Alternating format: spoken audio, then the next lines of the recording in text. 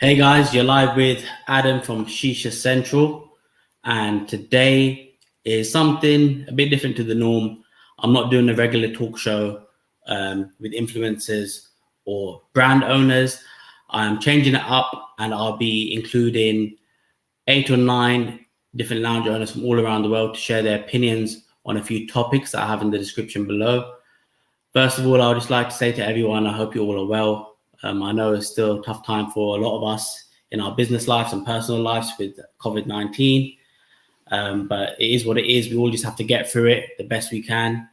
So I thought I'd do another talk show for your entertainment. I know a lot of you are quite bored at home, so thanks for tuning in. So today I got a few people on the live today. First of all, I got people from around 7 to 8 different countries, so it's quite a good mix. I'm just going to introduce a few of them now. So just to let you guys all know, we have loads of people on this live, but I can only share 5 of them on screen with us at a time. So if you see that I'm chopping and changing and bringing people in at different times, don't worry about it. I'll make sure that they all have a fair say and we'll be able to share their opinions. So first of all, I got Jignesh from the Philippines. He owns a lounge called Shisha Avenue that some of you may have heard of, and he's also the exclusive distributor for Afsul Tobacco in the Philippines. Thanks for joining. Thank you for having me.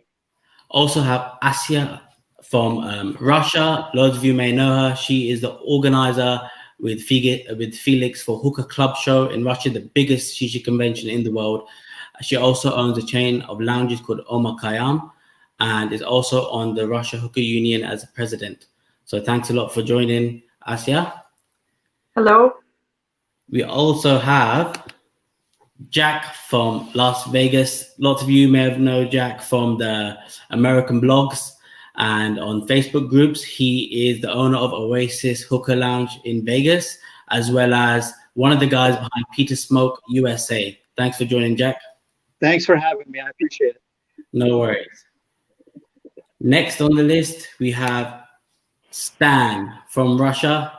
He owns Diskette Lounge, as well as organizer of the Hookah Battle. Loads of you must have known about the Hookah Battle if you visited conventions. It's basically a really good event where he holds loads of them around the world on a monthly and quarterly basis all around the world. So it's a really great show. Also, the fifth person I'll be adding for now is Anita from Vanity in Bulgaria. Some of you may know her Instagram page, Shisha Heaven, as well. So thanks for joining, Anita. So guys, we also got some people backstage. So what I'm going to do is I'm going to roll with who we have on screen right now. And the guys backstage, I'll bring them on slowly. So first of all, guys, obviously coronavirus is having a big impact on all of your businesses, especially your lounges. I just want to go through what's happening with each of you in your current market so we can tell people about the different situations you guys are going through. So I want to start off with Big. How's the Philippines going? What's happening with Shisha Avenue? And what are you guys up to? Well, we are all under lockdown over here, and everything is shut down. Everything is closed. All the bars, restaurants, clubs, shisha lounges, everything is closed. And of course, there's police on the street. There's some cities have curfews. Our city does not. And basically, it has affected the business in a very, very bad way. We don't know when this lockdown is going to end. According to the president, it's going to be till April 13th, but I doubt it with the number of cases growing every day. Okay. So, in the Philippines, a lot of markets at the moment are going through different routes of making money, such as shisha delivery and collection. Have you guys done anything similar in the Philippines? I have got a lot of customers asking me for shisha deliveries, but I do not entertain them that much. Reason being because the government has not set any rules whether shisha deliveries are allowed or not allowed. At the same time, basically, for me personally, as a lounge owner, what matters is the hygiene I can do shisha deliveries, but if I send it to someone, I don't know how their hygiene is, or how their environment is. And of course, sharing of shishas or anything like that can cause the coronavirus. So I'm just staying away from Yeah, I think it's a great way. I think a lot of us are staying away from the whole delivery sort of side of things, only because we don't know the hygiene of the person we're delivering it to, and obviously our own hygiene and condition as well. Because with the virus, you might be infected, but you wouldn't know for quite a long time. So yeah, it's a bit of a risk. Thanks for that, Jig. I'm just going to go on to Asya now. So in Russia with Umar Khayyam, you have a number of branches in St. Petersburg and Moscow. What's the current situation there? Are you guys doing shisha deliveries? Are your lounges still open? Just let us know a bit more about that. In Russia, all hookah lounges is closed. First of all, was law that's impossible to smoke hookah in public places. Then we'll closed all restaurant and cafe. Now closed and all shops and tobacco shops the same. And in Omar Khayyam, we first of all we closed hookah possibility, and then we have a delivery hookah, and now all restaurants is closed, and we make a delivery hookah. Okay, perfect. Have you guys seen a big increase with deliveries for hookahs? Are a lot of people going for that option, or are they all just buying their own hookahs from vendors and smoking by themselves instead? Not enough, of course, for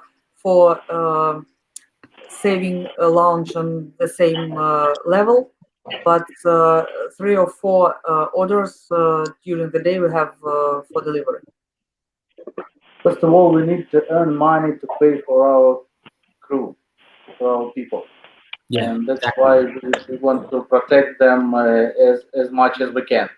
Yeah, And that's why we need this delivery, first of all, to have small amount of money to give them. So Yeah. we don't take anything to us, only for the people. We Yeah, I save think it's very salary for our crew, and it's small salary, smaller than usual, but it is possibility to survive over them. Yeah. And we order cooker who prepare the food for all my crew. Okay. That's good. Thanks for letting us know about that. So we're going to move on now to Anita. Anita has a lounge in Bulgaria on Golden Sands. What's happening with your lounge at the moment? What's the current situation with Vanity Beach Bar? Yeah, well, currently I'm still in Germany because actually I opened my bar around 20th of May only for the summer season. We are open from end of May till end of September usually. But at the moment there is a travel stop everywhere. So at the moment I don't even know if I will open this summer. Nobody knows. All the people in Golden Sands are just waiting what's happening. In Germany, we have the same situation like everywhere. Everything is closed. No bars, no restaurants. And of course, all the bars now start the delivery service. But in Bulgaria, there is not such a big hookah culture. So I don't know how they handle it there, to be honest. Yeah, it's a shame that you open in summer and now this is the time when all of this stuff is happening. It's not really good for your business. But thanks for that, Anita. I'm going to move on to Jack now from Las Vegas. Jack, thanks for joining. What's happening with Oasis Hookah Lounge? What's the situation in your state of Nevada? Could you fill us in with a bit of that? So right now, in Nevada, all hookah lounges have been ordered to close. We actually at Oasis decided to close before the government asked us to close. We realized that the hookah, can transmit coronavirus. We decided that it's not a good idea to stay open. the last thing that I would want to do as a business owner is be part of, anything that's going to affect anybody, especially the people that work for me. My main concern was the people that work for me and my family, and because of that, we just closed our business. One thing that we are not doing is we're not catering hookah, we're not delivering hookah, we're not doing anything, and we're just going to wait until this is over and deal with it then. Our employees, their income was also a very big concern of ours. So one thing we did was we put them all on reduced pay. They are getting paid a small amount of money, but not what they were getting paid before. Whatever we can afford to give them, we are, and that's where we're at. We're just basically waiting to see what's going to happen. Yeah, with this whole situation, it's hard, but it's good to see that a lot of you are still paying your staff, even though it's only a small fee. It's still better than nothing in this current climate. And all of our money is affected, whatever business we're running, all of us are having an issue with all that sort of stuff. So yeah, thanks for that, Jack. Now we're going on to Stan. Hi, Stan. You're also based in St. Petersburg with Diskette Lounge. I think you're going to probably say a bit similar to what Asya said. Same situation for you guys as well? Yeah, it's pretty same situation. The only thing I can add is that the main problem here in Russia is that governments do not make a declaration of official force mayor situation. Like the force mayor, when you can have if you have a contract with someone, you can go to the force mayor things and you can change the terms of contract. And I'm talking about the negotiations with landlords. So everybody have a rent, right? And you have to continue pay your rent while you can't make any money with your business, and your business is frozen now, and you have to discuss some new terms with your landlord. And well, we have sent a proposal to our landlord that can we have a 50% discount at this period, and well, they say no. From the other hand, I can understand them because maybe they have their own obligations. Somebody have some credits or something like that. And yes, that's the most dramatic situation. So how business will pay for rent. And the second part is how to deal with the employees. So yes, most of businesses trying to support their employees, and we do it as well. But how long we will make it? So for which period? I think 1 or 2 months is the maximum. And even if the virus thing will stop after 2 or 3 months, then it's going to be, I expect that in Russia, it's going to be a huge economical crisis. Because at the moment, many people are losing their jobs. And the small businesses in Russia are very weak. And governments, compared to some Europe countries like France, for example, I have some interesting information from government support from France. I've talked today with a guy which is named 7 BTK, 7 from Laura Van Lounge. So he told me that they have interest in support for the business from France. So look, what do they do? First, you pay salary to your employees, you continue pay it, but government since that moment compensate 85% of this amount. So you pay salary, government compensate 85%. That's the first point. The second point, you can have a free loan from government, 20% from your annual turnover. So you can calculate your annual turnover, and you have 20% money from government as a loan, and you can give it back, pay back this loan for the 5 years. 5 years, and this is the support for business. And I think that this is perfect thing. That's really cool, and I believe that we will never have something like that in Russia. That's the main drama. You know why? Because Russia is really have a really big influence for the oil prices. So the oil prices is get on the historical minimum. They didn't make negotiation with Arabic countries and so on, and now it's going to be a big problem about money in Russia. And governments do not have money to support and make business survive. They just don't have the money, and they will not have it. And after that crisis, like 2 or 3 months, I believe that it will be a huge economical crisis. And now we worry about our business at the moment, right? So we're closed, virus, and so on. But this is not the main problem, actually. The main problem will happen after 2 or 3 months when people will lose their job. They want to save money, and nobody will go to the restaurant, cafes, or something like that. So that's the main problem, actually. I don't know which situation will be in other countries. I think in Europe it will be better because I know how much money governments in any Europe country spend to support the business, to support people and so on.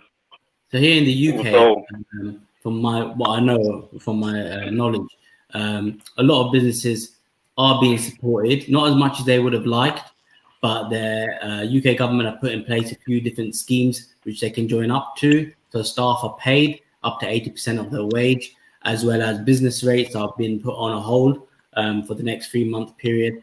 And there's some other things coming aboard now for self-employed people like myself as well. So we're getting supported, but the waiting lists are really long. Like I went to sign up for something the other day and I wouldn't have my interview for another month and a half. So it's a month and a half without any support from anyone.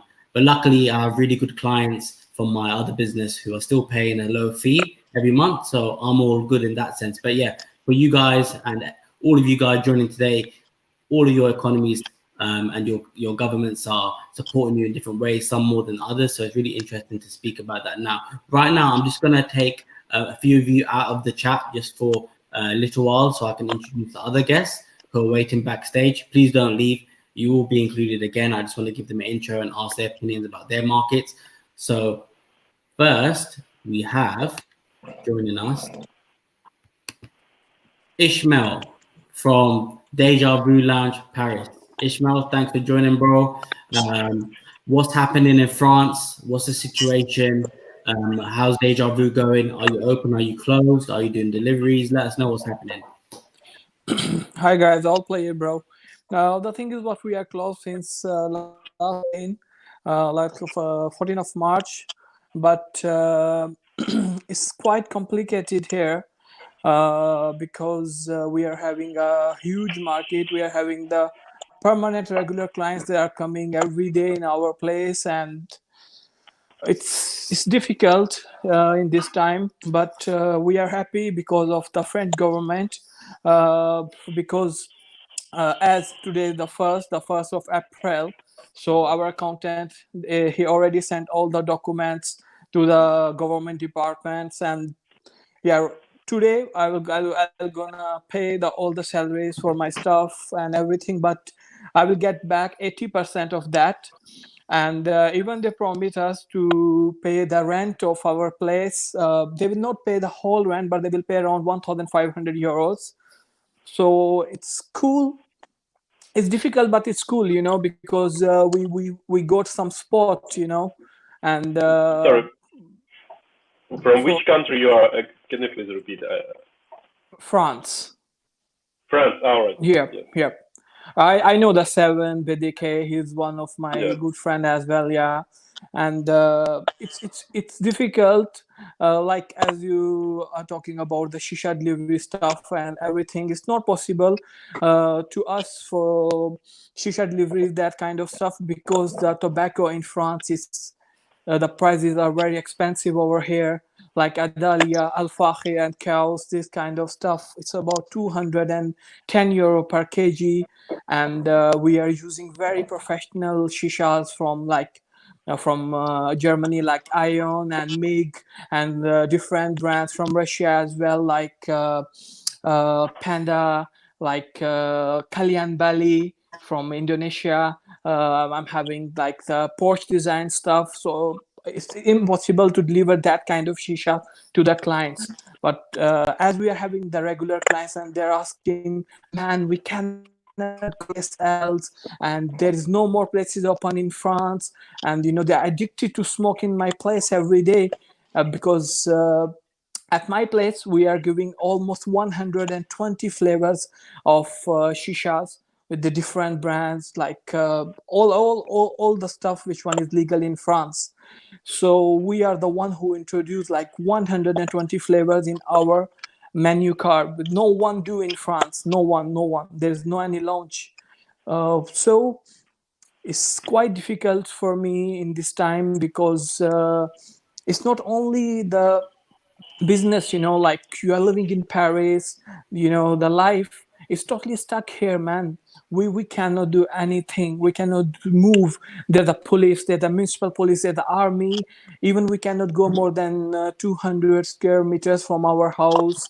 So we are stuck at home, the business is closed. It's really very difficult time with this coronavirus stuff. Yeah, thanks for that, Ishmael. Welcome, bro. With shisha delivery, especially with the shishas that you have in your lounge, it's very hard to do so because you don't want anyone stealing them or breaking them because it's so expensive. So it's hard to do. Yeah, so, it's hard to do that. Totally understand that. Thanks for that, Ishmael. I'm just gonna put on someone else now from back. Yep, sure. I'm just gonna take one of you guys off just for a short period. So we have Neeve from the state of California. How you doing, Neeve? Thanks for joining. You own Vapor Lounge, and what's happening in your state? Because you're in California, a slightly different state to Nevada, where Jack's from. So what's happening there? Oops, Neeve, you're on mute. You're on mute. Okay, sorry guys. With our state, we decided to shut down a few days before they had made things official. And what we saw was a lot of lounges trying to stay open just because, this is people's livelihoods.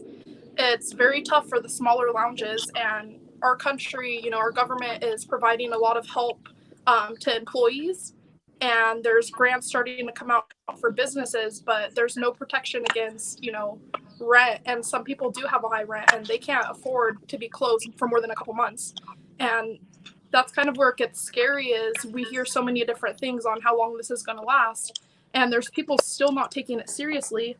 And for people not to take it seriously, that's only going to hurt everyone in the long run, because this will just drag things out even longer. Another unique thing that has been going on the past year has been flavor bans across the country and across our state. And we were kind of hoping, that this wouldn't affect those. But what we're seeing is cities in Northern California pushing flavor bans through now, because they're saying hookah is dangerous. And now these people are, out of luck, and we can't attend these meetings because they're doing these as closed meetings and they're just broadcasting it live. So we can't go to the city hearings and kind of protest or say, you need to wait until this coronavirus is over. You can't be shutting us down. But it's kind of scary right now, scary situation. Yeah, of course. Obviously, you guys can't attend hearings and voice your opinions on the communities. You're kind of stuck, really, because a lot of the courts might try and push through laws in your state, which can have a dramatic effect after everything comes back to normal. So that's very sad to hear, but I hope that situation does clear up. Thanks for your opinion and your feedback, Neeve. I'm just going to add one more person. So the next person I'm adding, he's actually got a lounge only 5 minutes from my house. But I'm just going to add him now. So we got Mr. Shaf from Jumeirah Garden. Hey Shaf, thanks for joining, bro. Obviously, we're both in the same country. We kind of know what's happening here with the lounges. But with your lounge, when did you shut?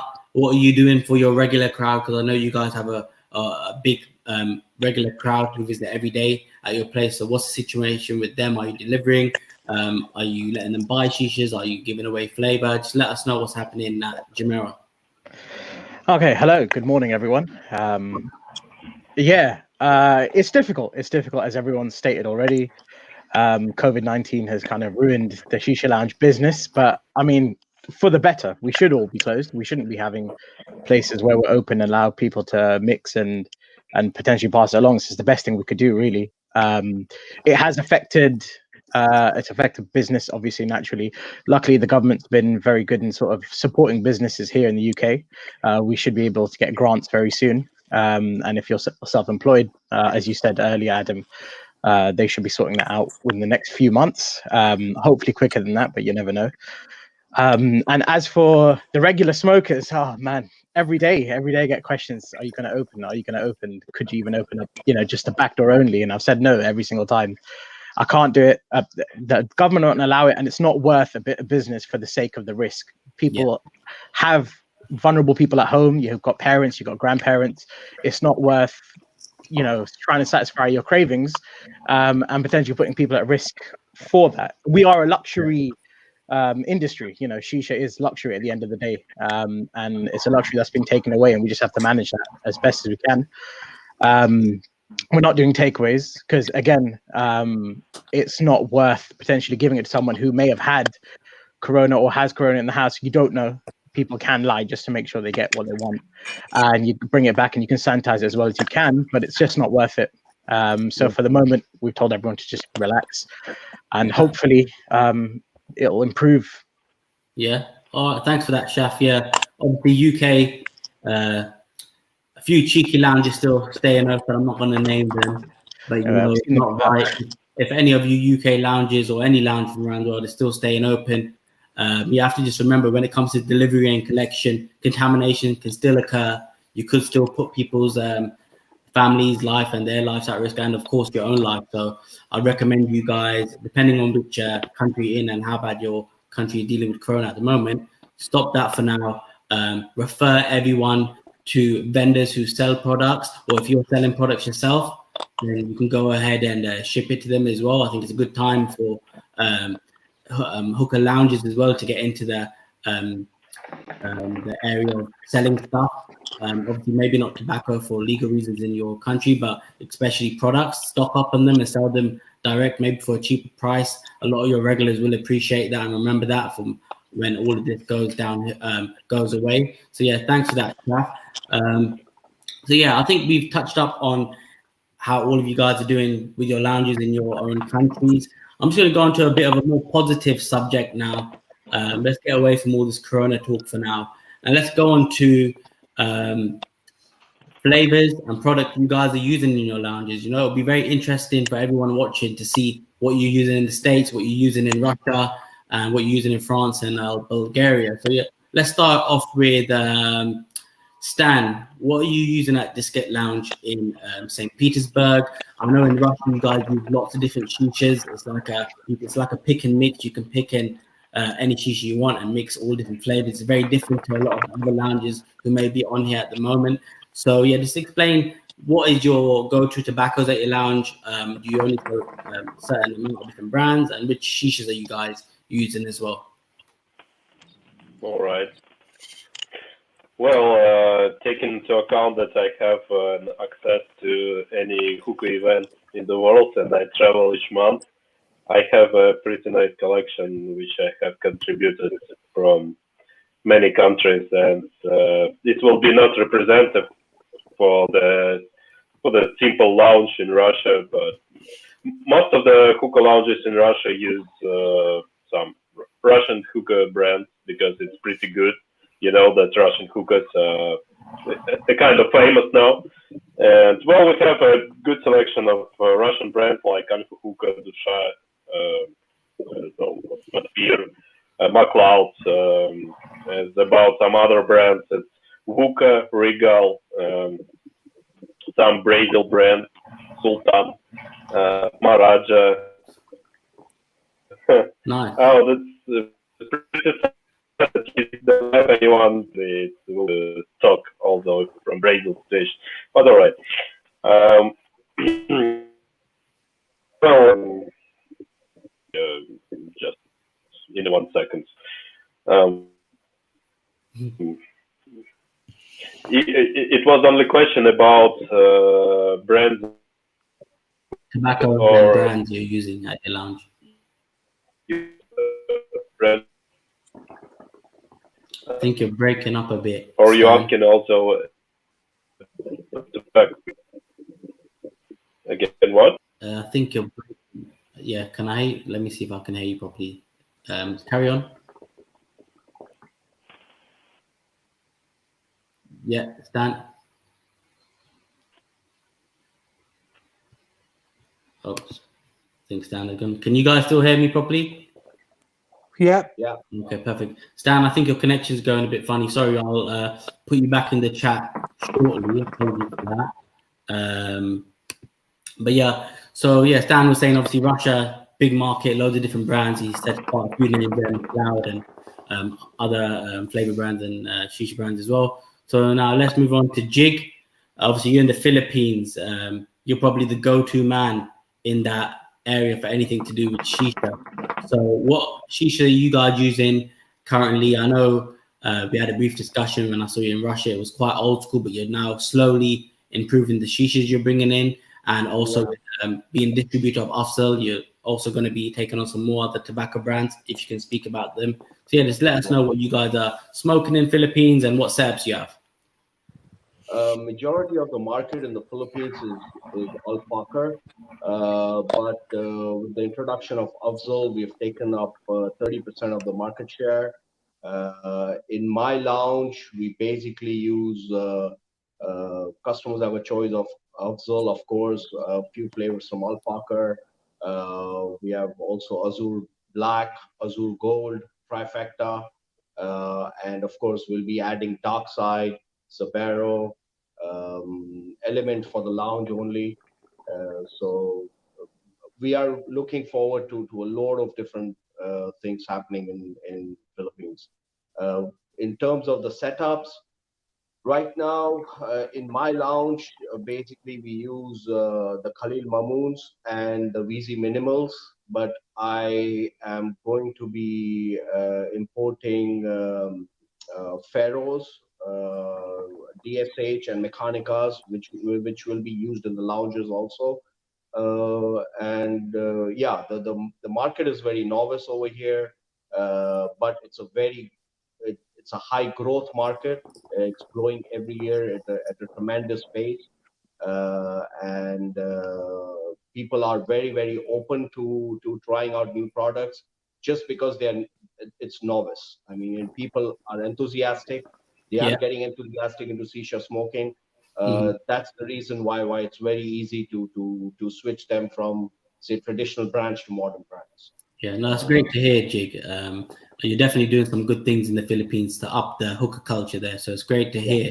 And yeah, thanks for that, Jig. It's a good insight into the Philippine sort of culture there for hookah. I'm going to move on next to Ishmael. I know we spoke about it briefly just before. I've known you for quite a long time. You love investing in the products and the flavors you have in Paris. I remember some of the shisha were the first ones I saw at your lounge years back with Panda Hookah and Khayyam Bali and stuff like that. So which brands are the most popular in your lounge, and which setups do you guys have? We are having the collection from all over the world. Like we are using the Russian brands as well, Geometry Hookah, MacLeod stuff, Panda Dimitri, and there's many more VZ stuff. And also we are working right now with the very good brand of Germany, it's a Vinoka. They're having very good model, the black edition stuff, and there is many more. So we are having a very special collection of MIG also, the MIG 30 for the double apple stuff, because all the pro in France, they love to smoke the double apple, and it's quite difficult to find everywhere, you know. And we are offering in Nadalia the Blue Horse line and Al Fakir, the flavors, and there is more like chaos. All the legal stuff we are like almost we are having 120 flavors in our place, and we are looking for all the new flavors as well. We are the first who brought all the new flavors, so our clients, we can make them happy, they can smoke all the new flavors and they can buy for themselves as well, not from us, from the tobacco shops. Yeah. So it's good, you know. In France from last 3 years, in the shisha industry, you know, it's quite changed now. The people, there was not using the natural charcoal stuff before they was using the fake cubes and all that stuff. Yeah. But right now we are having really the professional clients, and really it's good. It's good. You know, we are doing our best. No, it sounds good. It's good insight Yeah. into the current French market. Thanks for that, Ishmael. You're Let's welcome, move on to Jack. Obviously, Jack, you have a vast experience in different shishas, products, and tobaccos, as well as having been part of Petersburg, USA with Brandon. So, in your current lounge at the moment, Oasis, what is your current setups and which tobaccos do you guys use? So two of the main hookahs that we use is Regals and Khalil Mamoun. Those are the go-to hookahs that we have. Most of our hookahs. We do have a variety of some other hookahs, but 90% of what we have is Regal and Khayyam. Our tobaccos, we carry most of the major American brands. The main tobacco that we serve in our lounge is Tangiers. Everybody loves Tangiers. It's our number one seller. It's also very popular to have new smokers and people who come in who are, experiencing hookah for the first time or whatever. They want to smoke something that's a little bit lighter. So we also have Kumari, we have Starbuzz, we have Azure, and a few other brands.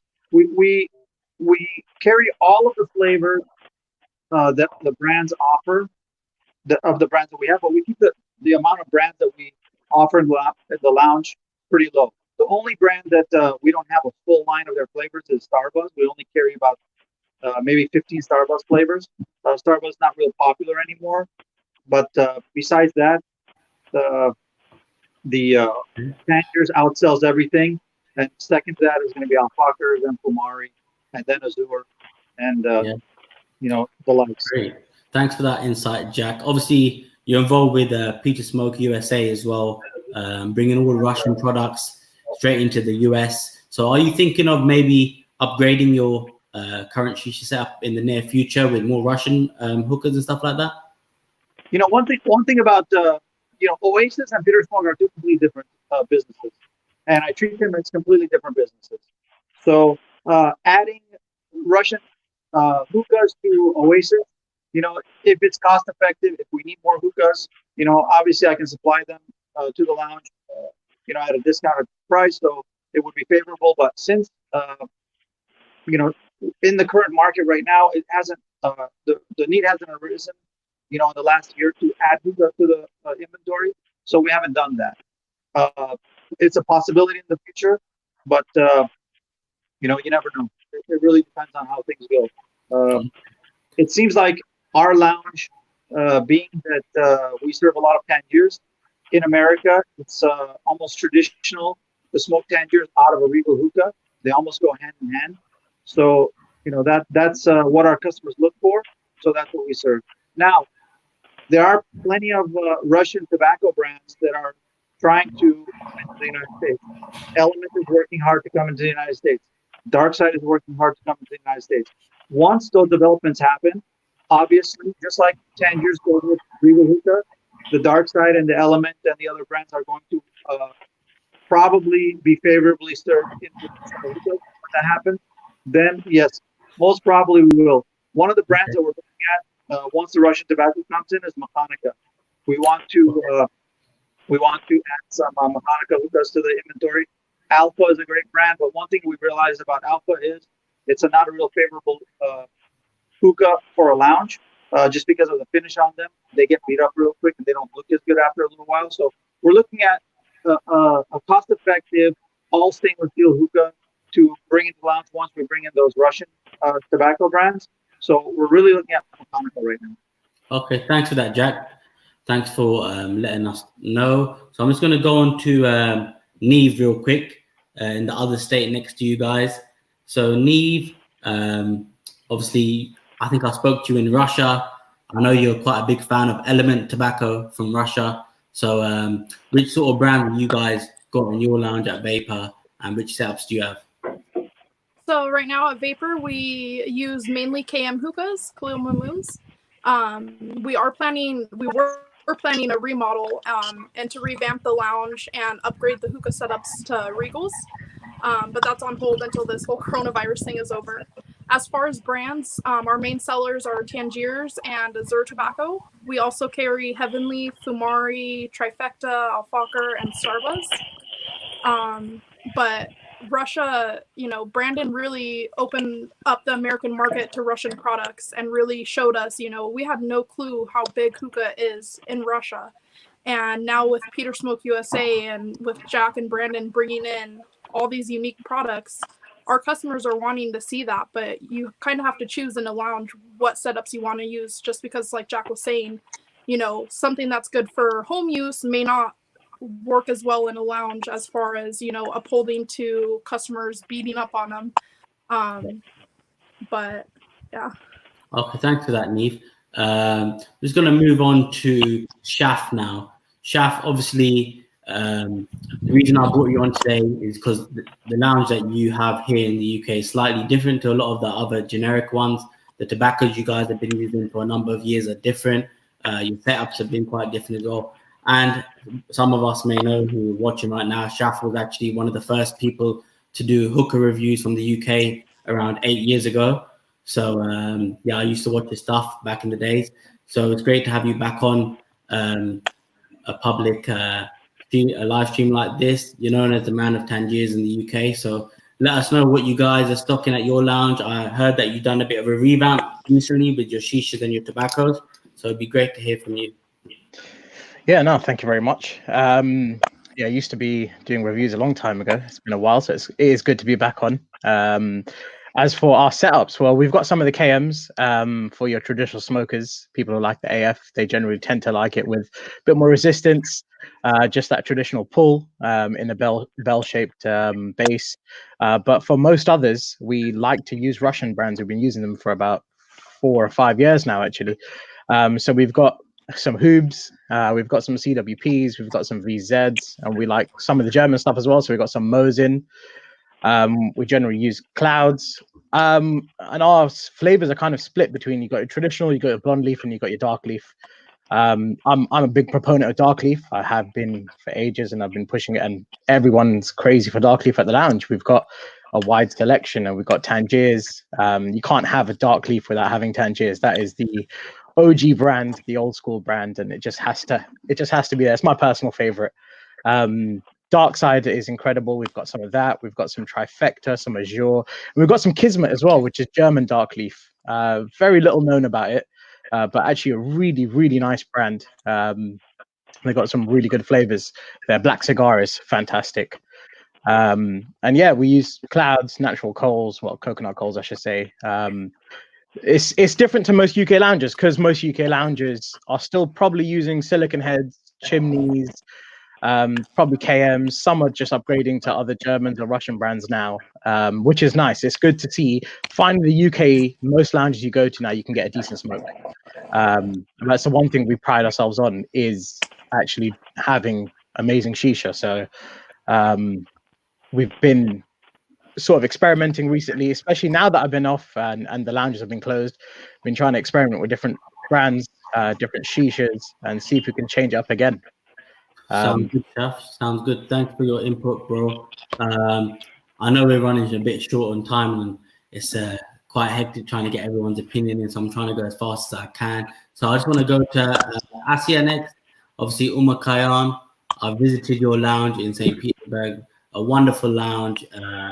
Really unique. The decor is so brilliant. The way you've had separate sections for everyone to chill with cushions on the floor is great, honestly. And I smoked a grapefruit head when I was there a couple of months back, and it was amazing as well with the McLeod shisha. So obviously, what shishas do you use at your lounge, and which tobaccos do you use at all your lounges? Usually we have normally minimum 24 brands. It's brands of all over the world.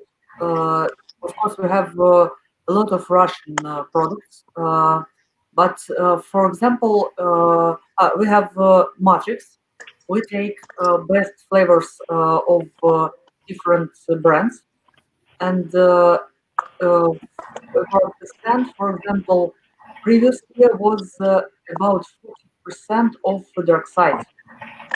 People liked this tobacco, but this year we see the change situation that a lot of people like, for example, Daft must have Element and Sibero, and this tobacco to be bigger and bigger in the percent of my launch. And I think now not more 50% of the side, but Russian people likes they're patriotic.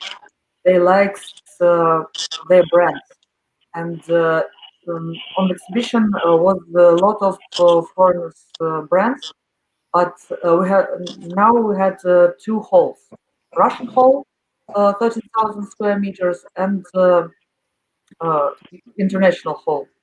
And a lot of people, Russian people, was in Russian hall and say that here is more interest products and we want to be here. And in my matrix, more than 400 flavors every time. And now we have association style of preparing of hookah. For example, one guest come to the cafe and say, "I want to smoke something. What can you order for me?" And master say, for example, where you was in a holiday. I've been a holiday for example, in Bali, Yeah. in the ocean. And what do you like? What do you prefer in your holiday? I like ocean. I like flavors of ocean.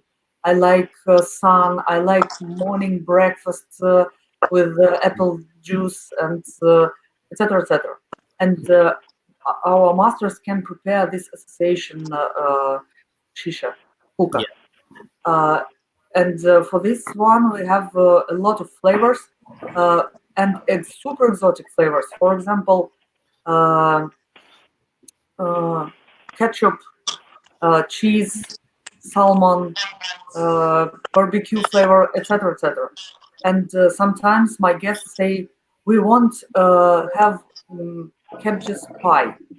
Okay, we can prepare it, and all association we can prepare. Okay, perfect. Yeah, just like thanks for that, Asya. Yeah, when I went to Khayyam, the hookah master came to me and said, "What sort of flavor do you want? Do you want something sweet, something desserty? What do you normally go for?" And they just whip something up nice, and most of the time it comes out really good. So thanks for that, Asya. Anita, sorry for keeping you waiting for a bit No longer, problem. right? So obviously you're in Bulgaria, a different market, Golden Sands, Vanity Beach and Bar. What tobaccos are you using and what shishas are you using? Well, you have to know that 80% of my clients are German tourists or tourists from Germany, Austria, and Switzerland. So, tobacco, I'm using all the brands which are famous in Germany, like Hookah, True Passion, Somo, but I'm also using Dark Side, Alfaja, and I'm doing a different concept because the people, as I said, they are there for 1 week holiday. So I have around 100 different flavors from different brands, and every third day I'm choosing the tobacco menu and bring out 15 new flavors. I always have the basic stuff like double apple, grape mint, lemon mint, but every third day I put 15 new flavors on. So the people in their holidays, they come every day. It's not like in Germany, they go in a shisha bar once per week. In the holiday, they go every day. Sometimes they come 3 times per day to smoke a shisha, and it's very nice for them that they can always try new flavors. And I'm using basically mic pipes, but every year I bring also my whole private collection, because as I have a shisha blog on Instagram, I get many pipes for free, of course, and I have so many different pipes in my home. I bring them every year with a big transporter to my bar, so the people can also smoke every day with different pipes. So it's actually for the clients it's amazing. For me it's a horrible work in the background, but everything for my clients. Perfect. Thanks for the insight on your lounge. Thanks a lot. Stan, I know we cut you off because your connection was a bit bad, but if you want to just quickly touch up on which brands and which tobaccos you have, that'd be great. Yes, sure. Well, mostly we use 70% of local brands. The most famous are Dark Side, must have Daft, Element, yes, and one of my favorites, Spectrum, as a soft tobacco. The best soft tobacco in my opinion. Oh yes, of course, Daily Hookah from Dark Side. It have another brand in Germany which is called I forget. Dark Side have Starline. Yes, Starline. Yeah, so in Russia it's Daily Hookah. Yeah. So something like that. Yeah, of course we have some Adalia and Fucker. I'm trying to keep a separate hookah for double apple, on the double apple flavor for some specific guests, but there are not so many people who like it. But anyway, I have it.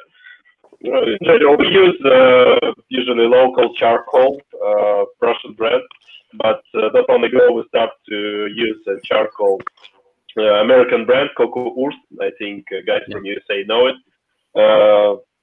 In general, something like that. So it's pretty same. Thanks for that, Stan. So guys, I'm just gonna jig you guys around a bit. Just gonna put some other people on real quick. So the next question I want to ask you guys is, it's a bit of a tricky question, but you know what? A lot of people ask me this question on my Shisha Central page. I'm not sure why they asked me it, but it's a hot topic. I know in different markets you'll have different responses to this, maybe. So you know, when it comes to customers who visit your lounge, which are the customers you least like or are the hardest to work with when they come to your lounge? So let's start off with Ishmael from France. Bro, I didn't got your question. Could you repeat that? What are the most difficult customers who come to your lounge? Oh, difficult customers. Always the Arabic customers from the Gulf, like Dubai and Qatar, because we are next to the airport Charles de Gaulle, so we are having a lot of connected flights. So we are having the cabin crew of Qatar Airways and the Emirates. And these people, they are very complicated because whole them life they used to smoke, you know, like the simple shisha with the natural charcoal, but not the coconut charcoal stuff.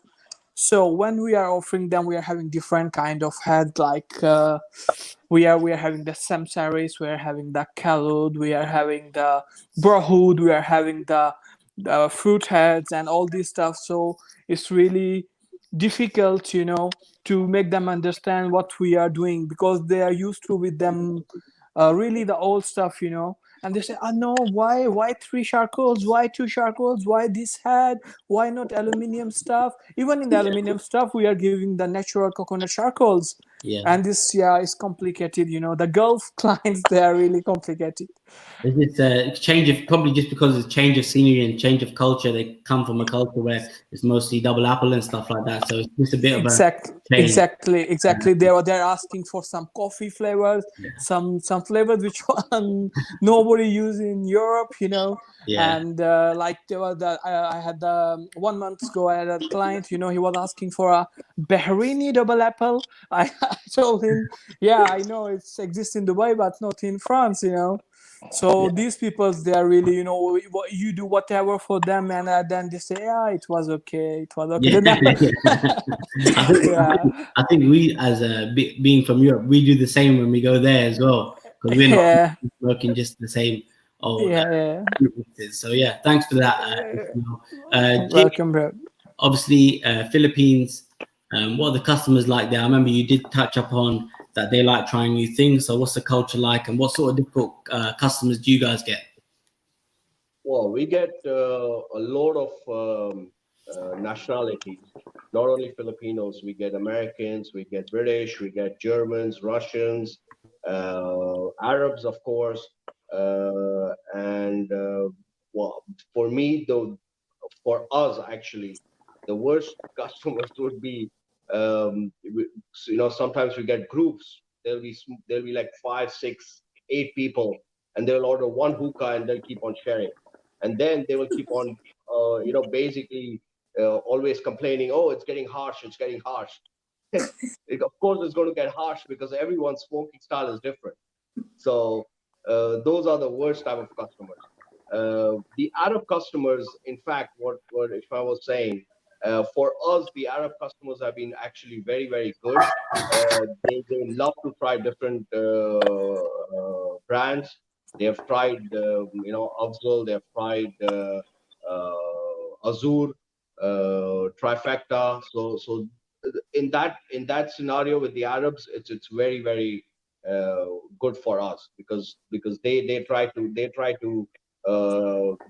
test out new products. The other type of customers that we really do not like is someone who would say, "I know it all. I know it all." Like, this is not good, that is not good, or they'll keep on flipping the charcoals for no reason. And uh, of course, it's a hassle for my shisha makers to pertain to those type of customers. Yeah, Jig, I think it's thanks for touching up on that. I think in a lot of our markets here, when it comes to 8 people or 5 people sharing one shisha, a lot of customers don't understand that you're taking up time, you're taking up space, and you're not providing the lounge with enough funds to justify that. So I do get a lot of questions about that on my page as well, from people who are like, oh, I went with 4 people or 3 people, and 2 of us don't smoke. Well, at the end of the day, if you don't smoke, you shouldn't really be at a lounge, in my opinion. Anyways, there's loads of other places people can go, bars, clubs, other social places. So yeah, thanks for touching up on that, Jig. I'm going to go to Jack next. What's the Vegas scene like? I've seen quite a lot of stuff on Instagram and stuff. You have a varied sort of bunch of clientele. You have some who just like to go out for a nice club vibe and smoke. You got some who are enthusiasts. And touch upon what sort of difficult customers you come into contact with day to day. One thing that we're fortunate about is we're an enthusiast-based lounge. So a lot of our customers are regular customers. They walk in the door, they know what they want, they order, and it's simple. We do have some customers who are difficult. I can't really say though that we have a lot of customers like that. Most of our customers are pretty well versed when it comes to hookah. They know what's out there, they know the brands, they know what they want to smoke. And this is also one of the reasons why we stick to only 5 brands of tobacco. Our customers, that's what they want, that's what they come in and what that's what they have. The only thing I could say is when it comes to difficult customers, we do have a lot of people who smoke hookah, regularly, and they're very meticulous about how they want their hookah. Some of them want, I want my HJ bowl packed with Tangiers, dense packed with foil, and 3 flats that are standing up. And I want new bowls every 15 minutes. So when you deal with people who smoke hookah all the time, they're very, very particular about how they want to smoke. So I would say that it's a blessing to have customers that know what they want when they walk the door, but it's also a little bit of a pain in the butt because they also want, they want a high level of service, and we provide the high level of service. It's not a problem with that. So I think that our easy customers are also difficult in some manners, and that's just the way it is.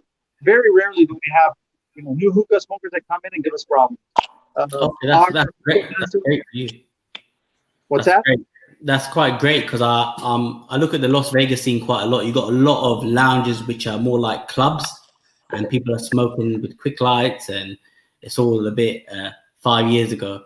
So it's good to see that you guys don't really come across that many customers like that. It's probably easier for you. But yeah, like you said, when you have enthusiasts and people who are passionate about shisha visiting, being particular and having their own styles and preferences are very different.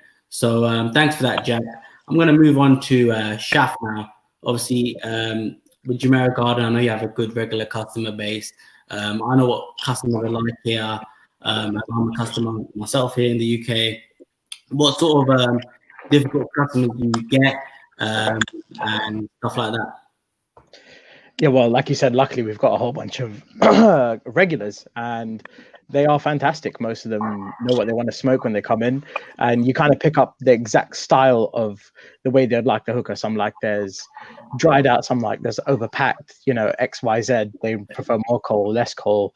You kind of figure out when you need to change their coals. So it's really good because we've got a whole bunch of regular customers. It's generally fantastic. There are some that are extremely difficult to deal with, even though they are regular. For example, we're an outdoor lounge. We're not allowed to be indoors because of UK law. So it gets very cold in the winter. We try our hardest to put as much heating as we can. We give hot water bottles to every single person, and we have just some coming in and just go, I just want 3 or 4 hot water bottles, and you're like, I can't do that. I have to be able to give it to everyone equally. Yeah. And if you are cold, bring jackets with you. We've got blankets and everything, but it's still not enough. We get people who burn out their shishas in no time because they feel like they need a coal change after about 10 or 15 minutes, as was said previously. But with the cloud, generally you don't need coal changes until about 40 minutes in, even outdoors, because luckily it's protected from the wind. And yet, just because they're accustomed to that old way of natural coals that burn, the lumpwood coals, they burn very quickly, need to change it. You then change it for them, and then they start complaining. That's a bit frustrating. But yeah, like I said, on the whole part, we're quite blessed. We've got a whole amalgam of different types of cultures. We're in London, luckily, so we've got Arabs, we've got Indians, we've got people from all over, and so and somehow we managed to cater to it. But there are some who are just frustrating, regardless of what happens. The other part is our lounge isn't great looking, but it's mainly for our shisha. And so we'll get people who come in and just kind of complain at the way it looks. And it's like, you're here to you're not really here to look at the decor. If you are, then I'm sorry, but you're not at you're at a smoker's lounge. You're not at a lounge where decor is the most important factor. It should be the smoke. And that's frustrating, but it's something that we just have to deal with.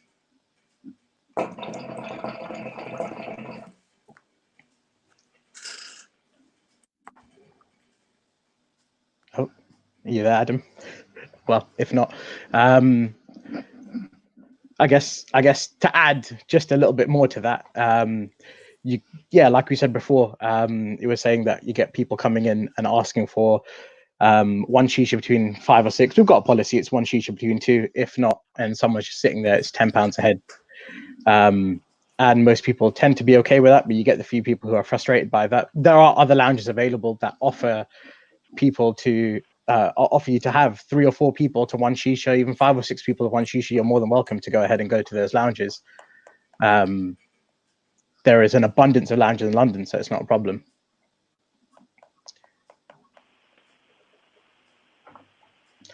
Seeing as Adam's kind of disappeared, let's ask a question that's on here. My most used flavor, probably cane mint. Cane mint is the most used flavor at our lounge. Near enough everyone mixes it into whichever mix they're using. Sometimes whether it's AF, sometimes it's blonde leaf. They love cane mint at the lounge. It adds that cooling, it adds that power. It's a fantastic flavor to add. You can smoke it on its own. If you're not a regular smoker, I wouldn't recommend it, but it is a fantastic flavor. And seeing as Anita and Stan are the only 2 here, what are your personal flavors of choice? Well, at the moment, my favorite flavor is Spectrum rye bread. I don't know, do you know or not what is rye bread? Do you know what is black bread, rye bread, or something like that? I mean, are we saying the actual bread and they've made it into a flavor? Yeah, really. Yeah, it's really amazing. I like it. It's so unusual, and at the moment it's my number one. So it's I made I call it Scandinavian mix.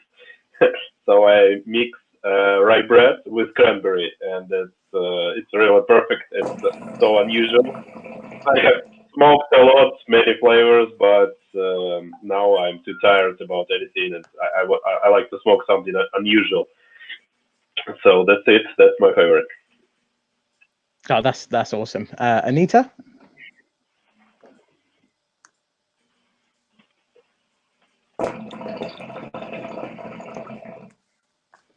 So I guess, is everyone gone?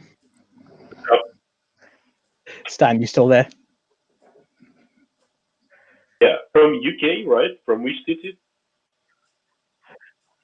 Yeah, no, I'm from London. So we've got a From lounge in London. London, All right. and I guess with I heard something COVID-19, that it's not great because London. hello, are you here? Yeah, no, yeah, I'm listening.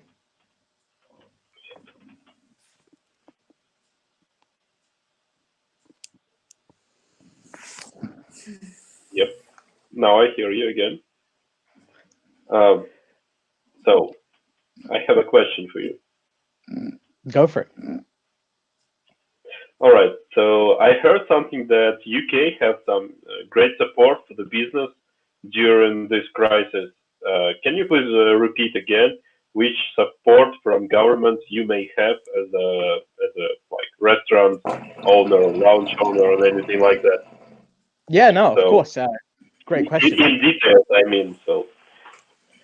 Yeah, so currently, what they've done is for any employees that you have, if they are not working, the government will pay 80% of their wages, and you can choose to pay the last 20%, which is great. So it allows people to still be able to take home a wage. And as for business themselves, we get grants for small businesses. I should say most shisha lounges count as small businesses. Anything less than 250 people employed, they'll get a grant of up to £25,000. And that should, in theory, tide them over in terms of rent. And the other positive thing is, I'm not sure if you have it there in Russia, but we've got business rates. So it's like a council tax for businesses that you have to pay separate to the rent to the government. And they've decided to waive that off for 12 months as well, which is massive. The one thing I'll say is that the UK have actually done a really, really good job with trying to protect smaller businesses and make sure that they can still run, even if they're not running, if that makes sense. So when they come back, they should be ready to go. All right. Well, that's really good for you. You know, some hookah lounge owners doesn't have anything that have you as support from government. It's no, yeah, exactly. It's really good. All right, I got it. Anita, don't you know which support you can have from Germany government for the hookah lounge owners? So I know, yes, you have a place in Bulgaria, but which support you can have from government in details in Germany? Don't you know this information?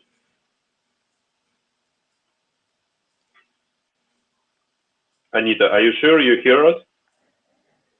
Yeah, I don't think she can. She may not be part of it anymore.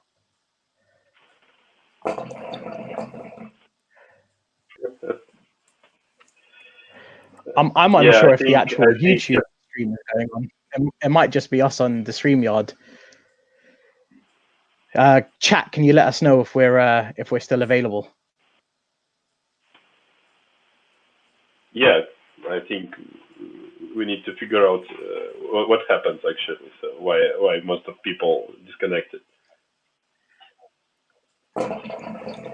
All right, excellent. Chat said that we are still available, so that is fantastic. All right, cool. So let's take some questions from the chat then. Seeing as we're here, what's your favorite thing to smoke? What do you look for in lounges that isn't being provided right now?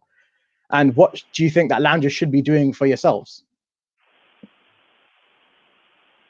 So are you going to reply first for this question? I'd like to hope they ask us the questions and they can tell us. But for you yourself, Stan, actually, obviously you have your lounge. What do you think differentiates it from the other lounges that are around you? Sorry, can you please repeat the question? Sometimes it disappears. Yeah. Oh, okay, no problem. I was saying, for yourself, obviously you own a lounge. What makes your lounge different to the other lounges that are in your area? What is it that you provide? All right, I can tell what makes it different. All right, so the first thing is that actually I'm in hookah lounge business for more than 10 years. I have opened many different lounges. I think more than I created more than 10 different concepts of hookah lounge. And my very new concept is Diskette Lounge in St. Petersburg, Russia. It's been made as a mini museum of all techniques. So our lounge have a strong mission for the all guests. Our mission is become a bridge between generation of people. So Yeah. you can visit our lounge, generations of modern generations of people. You can evaluate yourself who you are. Are you generation Y, Z, or X, or something like that? And you can test our museum of all techniques, techniques from 18th and something like that. We have a huge bar That's station made of fantastic. old TVs. So we made a broadcast of 18th to them, and we have collected old VHS tapes, and we create some art installations and so on. And well, there are many things that.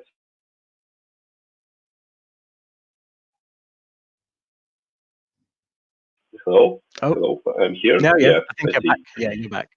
Yeah, so Russia have the biggest number of hookah lounges. Like, I don't know how much lounges Arabic Emirates or Egypt or Turkey. Maybe there are more, but Russia is like a leader, in professional lounges with the furniture, with like looks like restaurants and so on. And it's a big competition.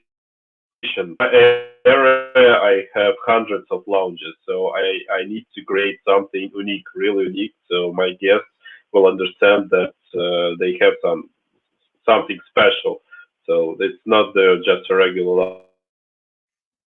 lounge. Find really interesting concepts. Have you ever been in Russia, by the way? Unfortunately, not. Oh, I heard it's a mecca of shisha. It is become very quickly one of the biggest places to go for shisha. And unfortunately, I've yet to visit. So I hopefully will do soon.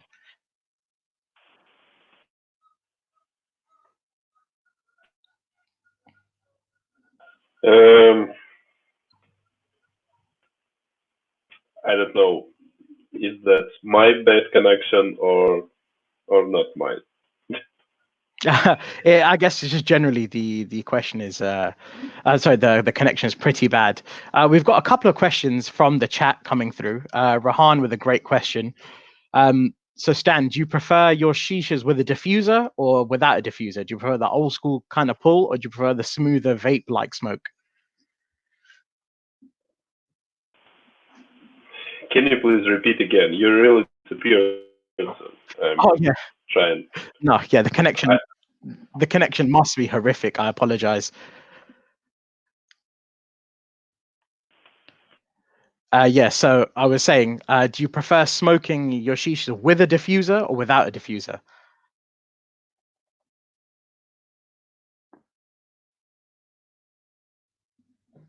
I like this feeling like you smoke.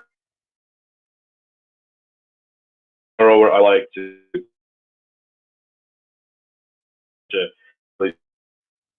I like a diffuser, but I know some people really like it, so it's okay. So uh, different Yeah, no, options I'm with it. I'm So entirely with you. I think I definitely prefer smoking without a diffuser. Coming from smoking, I would say about 12 years now. I've been used to that old school style of smoking. So I definitely prefer um, not actually using a diffuser, but I understand when customers do. So most of our Russian shishas have the ability of having both. Um, and just a side note for you, Stan, Shisha Central Adam has just messaged me to say StreamYard is down. And it's very difficult for them to join. He said it'll be about 5 minutes. So for 5 minutes, we're going to have to carry the stream. We'll try our hardest. And we'll go back to other questions. all right. there are meant to be more than 2 people. Unfortunately, the connection has gone down, and it will be back up soon. As for doing more reviews, I see a few of you asking. I guess it could be something that could be done. I'd need an old partner though. I don't know if you lot remember Jay Patel. Yes. If he comes back in, oh. we can do. Okay, guys. There we go. Everyone's back. Hello Adam, again. I just want to say a massive big fuck you to StreamYard and for doing this task. Thanks a lot, Shaf, for taking over, and Stan. One of you got YouTube on your. Oh, that's me. My bad.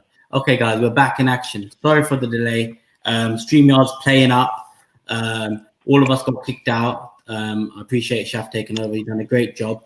And thanks, Stan, as well. So as we were saying, Shaf was just finishing off on his most difficult customers. Thank you guys for staying tuned as well. I really appreciate it. So yeah, Shaf was talking about his most difficult customers. And I think now my mind's gone a bit all over the place of who was next. But let's go swiftly on to Asya. What sort of difficult customers do you get in Russia? I know the scene there is very different. So most of the time, you guys are okay with customers. But do you have any difficult ones? And if they are, what they're like? Well, first of all, I love all my customers. And more difficult customers is drunk customers. Because in Russia we have 2 types of customers. It's professional or pre-professional customers who smoking not rare than 2 times a week. They understand tobacco, they understand flavors, they understand brands, they know what they want.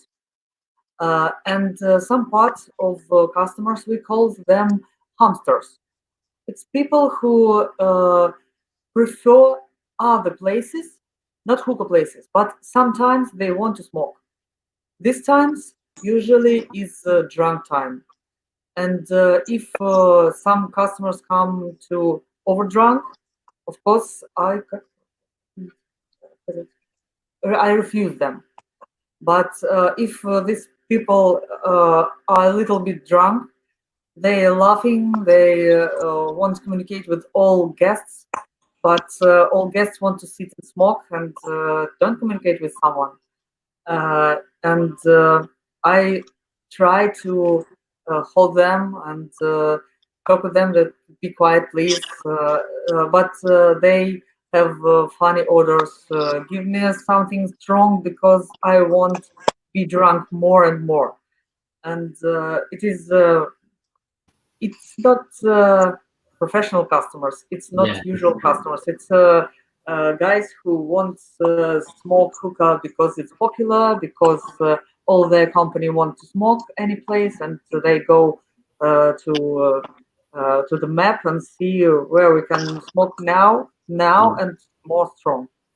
Okay, thanks for that, Asya. Anita in Bulgaria, what sort of customers do you come across? I remember speaking to you in Barcelona, and you were saying that because you have a lot of tourists who come, they struggle with being able to smoke because of tobacco you may not have at the time. So give us a quick overview of what sort of difficult customers you have on a daily basis.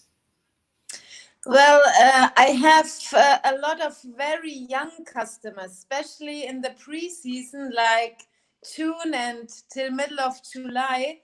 The clients are very young, between 18 and 22. And I have always some girls groups. They actually, I guess, they just smoke shisha because they want to be cool on Snapchat or Instagram, because it really happens minimum twice a week that we get an order double apple and the pipe gets back. And then you go to the table and the girls are like, it doesn't taste like apple. It's disgusting. And then we explain, okay, you ordered double apple and double apple doesn't really taste like apple. Yeah, okay, but why we get such an old pipe and not such a modern pipe like the other tables? Yeah, well, because it's a traditional smoking and it's served in this kind of pipes. And yeah, this is sometimes it can be a little bit annoying, but yeah, it's the young people, they don't have the knowledge about it. And yeah, as I said, Yeah. many clients, they just want to be cool and make a nice Instagram story that they are smoking shisha now in their holidays, and yeah, we have to live with it. I totally understand that, because you have so many hookers you get from your Instagram page, Shisha Heaven. Some of them might see them there and ask why they're not smoking and stuff. So it's a bit difficult to accommodate everyone with the latest sort of shishas at your lounge. But yeah, that's great. Thanks a lot for that. I'm going to move on now to Neeve. Obviously, Jack is from the States as well. He touched on the Vegas scene. But do you have a lot of enthusiasts who visit you, or is it more of just the general public who just like to go out for a good night?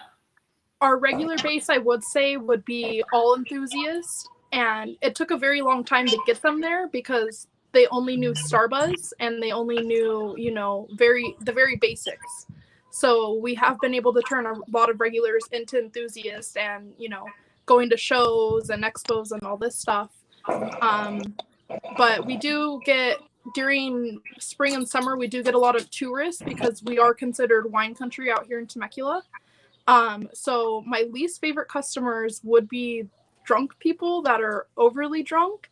And we get quite a few wedding parties, and, you know, they're coming in to celebrate. It's after their wedding, and you don't want to ruin someone's, you know, the best day of their life, you know. And there's been so many times I let them in and then I end up regretting it. And they always promise like, oh, I'm going to tip you so well, and don't worry about the broken hookahs, or, you know, they throw up everywhere or they burn the couches. So those would be my least favorite. Before it would have been the young people, which is sad to say because I loved going to hookah when I turned 18 because there isn't anything to do out by us. It's a very small town. So it is sad to say that, but young people don't care about the experience. They're there, like, you know, everyone was saying, for the Instagram or the Snapchat stories. And they usually, you know, want the cheapest, you know, they try and split a hookah between 6 people. And they drink in the parking lot, and then they come in drunk, and, you know, so that's always a nightmare. But we're really blessed to have a great regular customer base that respects hookah and wants to learn. And those would be my favorite customers, the people that want to come in and know more about hookah. And after going to Hookah Club Show this year, I brought back a lot of samples. I was showing them pictures and videos, and they were just mind blown at the culture in Russia. And with our lounge, we try and keep it more of a lounge. Americans don't understand the definition of lounge. And hookah became popular here because it was a place to party, loud music, you know, disgusting. And so weekends we'll turn down the lights a little and we'll have music playing, but I'll have customers come in on a Monday night that are new to the area, and it'll be 5 p.m. on Monday, and they're just wasted, and they're like, turn the music up, where's the club? And I'm just like, this is a lounge. Like, you need to sit and chill, you know, talk with your friends, socialize. Yeah, exactly. Oh, it's just good to hear that you have a bit of a different opinion than Jack, even though you're both in the States. So it's good to hear that. Thanks a lot, Neeve. I'm just going to let all of you guys know, obviously we had a bit of technical difficulties through this, but if you guys have any questions for any of us, if you want to know more about the Russian scene, the Philippine scene, US, Bulgaria, and also UK, let us know. We've lost a few people already. Ishmail from Dejavu and Jack, I think they can't connect, or they're having issues with connecting. But you know what? Just send in the questions right now. So then for the next session, we'll just do questions and then we'll finish this off. It's been great so far. I'm just going to put Stan back on real quick. Stan, thanks for waiting. Obviously, at Diskette, what sort of annoying customers do you guys get? Well, I you know, it's a good question because, like, if you asked me this question like 6 years ago, I definitely can say that usually the most difficult customers is like a guys who come to the lounge or some restaurants with hookah and thinking they know everything about the hookah, and you know nothing. Yeah, but now the situation is changing, and you know, Asya told actually totally correct thing. There are two types of guys who visited Russian lounges. It's first type, it's professional. It's the person who knows the brand and the person who exactly know what do he want to smoke.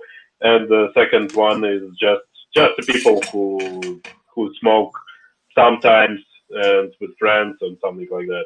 And well, the most difficult customers is usually drunk customers. So we have a strong bar, we have good cocktails and so on. Sometimes people get drunk. It's normal in Russia. And if a person gets drunk, he wants to smoke, and we understand that it's a bad thing to run hookah and alcohol at the same time. It usually ends with bad things, and so we are trying to figure out with that with the client and telling him that it's bad to smoke when you're drunk, but usually it not helps. And in this case, we make the most soft hookah we can that we are able to provide. So we understand that person is with alcohol, and the best way is just prepare very soft hookah for this type of guest, and everything will be fine. Yeah, it's quite interesting to hear because obviously in the UK we do have lounges who serve alcohol, but not as many as obviously Russia and stuff. So it's really funny to hear you guys say drunk customers because a lot of us in the UK we don't have to deal with that headache due to the fact we don't serve alcohol at a lot of places for various reasons. So thanks for that, Stan. So at the moment we have all of us in at the moment, I think. Yeah, we got everyone here. Jack and Dejavu, Ishmael have left. So I just wanted to touch up on some questions. So I'm just going to go look through the comment section real quick and we can go through it together. So thanks a lot, guys, for tuning in. I'm going to shout some of you out right now. So we got 320 Cole, we got Pritesh Patel, morning, how you doing? We got Billy, what you saying, bro? We got Hene, thanks for tuning in.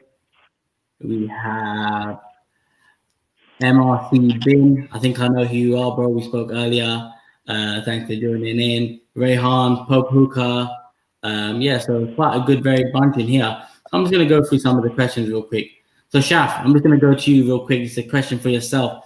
I know I've spoken to you about this a few times in the past when I come over to your lounge. I would really like to see some more content from you, whether it's from a reviewer perspective or a lounge perspective in terms of your Tangier stuff. Because let's face it, you've been smoking Tangier, probably one of the longest people in the UK to be smoking it from way back. So I've told you to come in a few videos with me, do your own thing as well. What's happening with that? Obviously, we're free now, but once everything gets back to normality, we still up for it? Oh no, 100%. I think this is kind of lit the fire back up. I'd love to get back into it.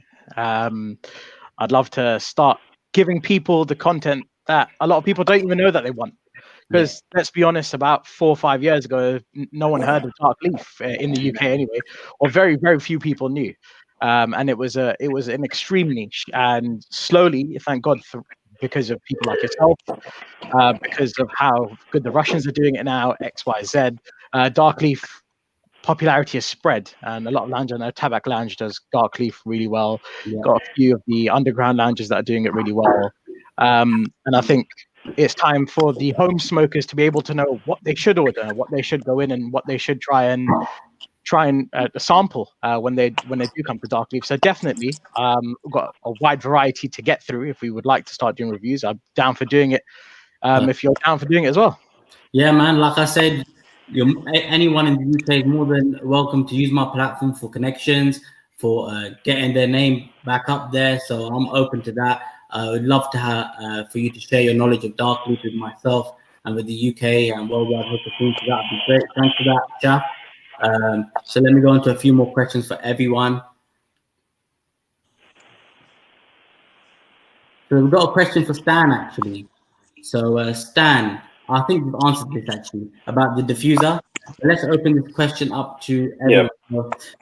What do you guys like to use, a diffuser or do you like a more traditional pull and smoke? Yeah, I've already replied this question. Personally, I don't like diffusers. Really don't like it. And if I have an option to smoke without diffuser, I choose this option. But it depends on person. So in lounge we have different options. If you want to smoke with diffuser, no problem. So yeah. How about you, Anita? Diffuser or no diffuser? Diffuser. Yeah. Jig? Diffuser. Yeah. Neeve? No diffuser. Okay, interesting. Asya? It depends what kind of tobacco I'm smoking. If it's Alfakir and classical tobacco, I prefer smoking for double daker Khalil Mamoon. If I smoke something new, and for example, if I watch a film and I use hookah without diffuser, Felix every time say, "Please, quiet, please! I didn't hear something." And every time at home, I use diffuser. Yeah, I think it's the same with me, guys, as well. When I like smoking my alfaka, I'll go back to a Kali Mamoon or a Shika hookah. When I'm smoking more of the dark leaf and more of the funky flavors, I'll switch to something without a diffuser, especially when you're watching movies and stuff. So I hope that answers your question, Rayhan. We got a question here from Pope Hookah. What's your guys' say on liquid using the basis of hookah? For example, milk, water, energy drink. So for me personally, I have found that if you make some sort of mocktails or cocktails in the base, it can sometimes complement the overall flavor. But I don't see that being done as much anymore. A lot of people think it's a gimmick. I understand why, but it has its good points and bad points. At a time previously, I used to like it, but now I'll probably say no. What about your guys' opinions? Let's start off with Jig. Well, we get a lot of customers who ask us to add alcohol in the base, milk in the base, or some kind of juice in the base, which we do it. But of course, we dilute it with water. But for me personally, I prefer just to keep it simple, just water in the base. Okay, perfect. It's the cleanest way to smoke. Yeah, exactly. You How don't about want you, to Stan? Sorry. No, Carry on, Jig. go Sorry, ahead. I'm sorry to interrupt you. I thought you were finished. No, it's all right. Oh, Stan is gone. Okay, let's move on to Neeve. I'm not really a fan of putting anything in the base besides water. If I'm smoking outside, it does get really hot in California. So sometimes I'll put ice in the base. There's been a few times for friends when I'm smoking out of a glass hookah, they want to add fruit or, mint leaves just for the look.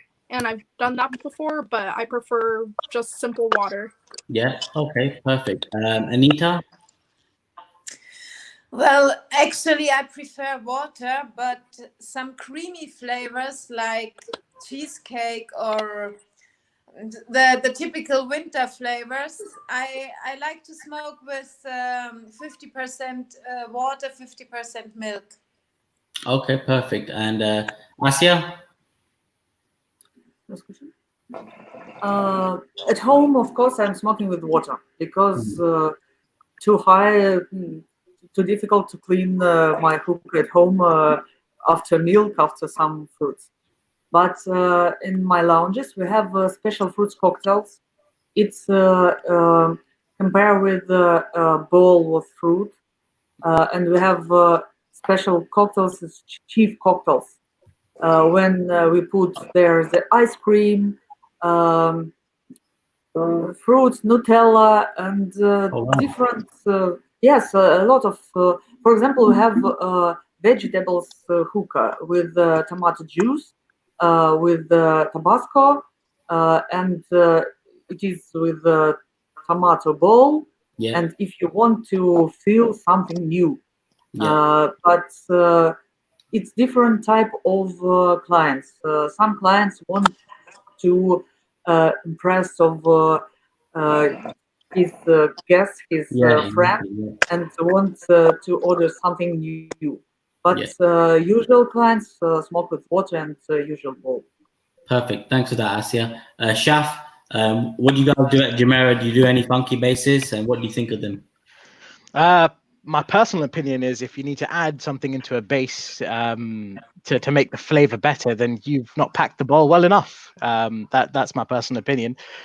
So I'm not an advocate of adding anything to to the base, apart from water. Cold water is probably the best thing. People do add milk and they say that it makes the clouds thicker, but that's only just because milk is denser than water. So you've got more particles in there to absorb the heat from the vapor that's coming down and condense it more. So therefore it feels like it is thicker, and it might be, but milk can really mess up your shisha if you left it in too long. If there's some parts that you've not seen, it can curdle. So I wouldn't recommend it. I just think water is enough, and if you want to adjust the flavor, adjust the tobacco you're using or the way you're packing, rather than adding anything to it. Thanks for your input, Shaf. We're going to move on to a few more questions now. So which other ones have we got?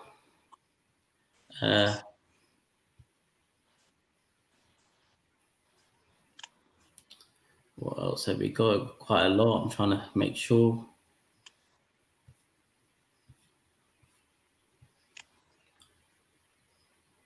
So this is a bit of a different sort of question.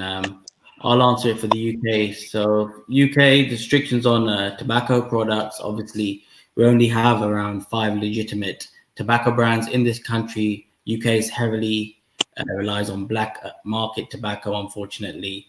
And due to the tax element of it costing so much for a kilo, a lot of brands don't want to come over to our market because they feel that there's no point.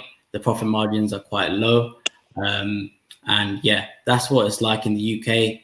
But I know in USA and Russia is still a problem, but it's still much cheaper than over here in the UK. So home smokers can easily buy 200 grams, 50 grams sort of packs. Jig, I want to go to you first because I'm not that familiar with the Philippines market. What is the tobacco taxes there, and what are the restrictions you guys have? Okay. First of all, we need to basically, to get an import permit for tobacco, there's a parent organization for tobacco called National Tobacco Administration. We need to get their approvals first. The tobacco duties in this country, especially for shisha tobacco, are probably one of the lowest import duties in the world. I mean, you'll be shocked with the import duties. For example, Afzal, 1 kilo, we retail at about $26. Okay, 1 kilo, that's a retail price. Al Fakr, we retail at around $30. Okay. Azur, we are retailing at almost the same price as the US. We're retailing about $27, but that's including the transport fee. With Dark Side, what I'm working out with right now is the pricing model, and looks like we will be actually retailing Dark Side over here at the same price as in Russia. Okay, so that's because of the import duty. But of course, there's a VAT added to it and everything. So all that retail price is inclusive of VAT and everything. On top of that, NTA charges extra costs because they will come and inspect the goods, whether the goods have come in proper order. Each time, whenever we get the goods in, they will the NTA will come and they will always take some samples just to make sure that it's the correct product that we have imported and that we have basically shown in the invoice. Okay, thanks for your input, Jig, about the Philippine market. I want to go on to Anita next. What's it like? Yeah. I just wanted to say I have to leave because my battery is empty now. It's Okay, on no worries. 3%, That's totally fine. and I'm afraid that I'm out, and you think I just left. Okay, that's fine. No worries. Thanks a lot, Anita. Have a nice evening. Thanks a lot for joining. Thanks for this, and bye. Take care. See ya. Bye-bye. Add Stan to the mix. So let's go on to Stan next then. Russia, what's it like importing tobaccos and stuff like that? Again, was it a question to me? Yeah, there's questions to all of us, but I'm just... what are the restrictions like in each country trying to bring in tobacco products, right? Well, in Russia, I've been an official importer of American tobacco in Russia. I was the very first guy who made an official import of American tobacco in Russia. It was 8 years ago. Really, it was. Yeah, how old? Okay, so the main problem is that if you make an importation to Russia, you have to manage the excise stamp, the tax stamp. You need to order it here in Russia, and after that you need to send it to the manufacturer. So we have sent it to USA first, then they need to glue it on each package, and also they need to make the special warning information printed on the package, and only after that it is allowed to go to the Russia. But after that you will need to manage a lot of things. I personally managed this, and it was super difficult. And that's why I decided to end with this business after a while. So, for example, if you have a plan, if you deliver it by air, so you need to hire a special company, like a government-related company, which will deliver the tobacco from airport to the customs. And it's the only one company on the market, and it have a super high price just for the delivery from airport. It's inside one city, so you will spend a lot of money for this delivery from airport to the customs. And there are many things like that, but in general, I can compare it with the problems with which restrictions have some other countries. And it is not so difficult, and it's not so expensive compared to, for example, I don't know, Australia, for example, or something like that. So for Russia, it's okay. So if you have like experts who control all these things, you will have no any problems with that. So it's fine. Okay, thanks for that, Stan. I'm going to move on to Neeve real quick. USA, what are your restrictions like when it comes to tobacco products? It's really difficult to say right now, just because our FDA is involved. The government's been trying to control vaping, and so they basically said that vaping and hookah are the same thing, and that's causing a lot of problems. However, right now we are still seeing a lot of new brands coming into the market, and we've been hearing that Element is going to be coming to the market in the U.S., which is amazing. I want to see more brands from outside of the U.S. being imported, because Russia has some amazing tobacco brands, but our government is making it very difficult, and I think in the meantime we'll be able to bring those in. But as far as in a couple of years what brands will be on the market, it's hard to say, because FDA will be starting to crack down, supposedly. They've been saying that for years, and they keep pushing back the deadline. But it's just going to create a monopoly, because there would only be a couple brands able to sell, which would be, Starbuzz, Alfaker, Fumari, and Tangiers. And I don't, as much as I love those brands, we should be able to smoke what we want to smoke. Yeah. And the interesting thing is, with our enthusiast community, they're finding ways to get all these Russian tobaccos. Like, it's blowing up over here with an enthusiast. They're getting everything Russian. So there is still ways to get it. It's just very difficult, and it is expensive compared to what we're used to paying for American brands. Okay, thanks for that, Neeve. I'm just going to answer a few more questions. So this is by Jacob. Hey, Jacob, he's a good friend of mine from the Czech Republic. Some of you may know him. He's very well known for his book. He's written about hookah history, and the book about hookah. Some of you may have met him in Russia. Thanks for your question, Jacob. So this is more of a question for you guys. I don't have my own lounge yet, but so what is your most expensive hookah package, tobacco mix, and offering, and why is that? Shaf, let's hit up with you first at Jumeirah. What is the most expensive hookah and package you can get at your lounge? Well, the most expensive one is going to be £30, which I guess you can all translate that to your own currencies. Average shisha prices here, I guess, are between about 17 and 20. So it's about, it's considerably above what the average is. But what it is a special mix. So we've got a whole range of special mixes. We mix blonde leaf, dark leaf, and try and find the best ones that are the most accessible to most people. So whether you're a new smoker, whether you're an old smoker, whether you like citrus, whether you like sweet, whether you like cakey flavors, whether you like spicier flavors, we've got special mixes for each sort of section that you might like. And it's £30. It comes with a Russian shisha. It comes with the highest end equipment we can give, and the biggest bowls we can give, so it lasts as long as it can last. And yeah, there is a reason as to why it's the most expensive. It took us forever to try and craft each of the mixes. We go through a lot of testing for that, but when it works really well. And some of our most popular flavors are actually sold because of that. Yeah, perfect, Shaf. Yeah, I've been to your lounge a few times. I've tried some of your mixes like Prada Candy and stuff like that, which are really good. Let's go on to Asya next. Asya, Omar Khayyam, what is the most expensive hookah package you can get at your lounge? As I said, we have Chief's hookah cocktails. It is hookah like a pack with special cocktails and base and special bowl. It costs about $50 per hookah, and it includes a special tea which you can drink with this hookah. Oh, perfect. Sounds good. Thanks for your input, Asya. Jig, up in the Philippines, what's the most expensive hookah you have?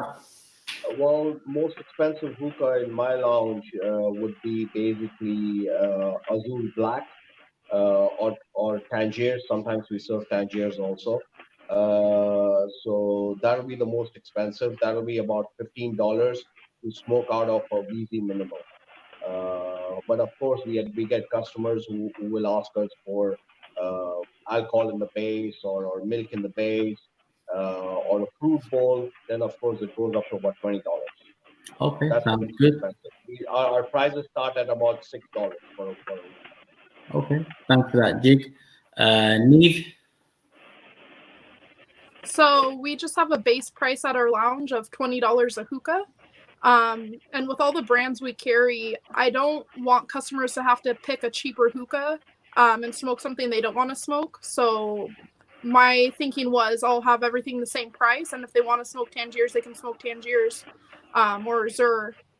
But we used to offer a hookah buffet, which was unlimited smoking, and that was $30 for 2 people. But of course, people take advantage and they have their friends that supposedly don't smoke. So we just have regular hookahs with bowl changes now. Okay, thanks for that, Neeve. Let's move on to Stan.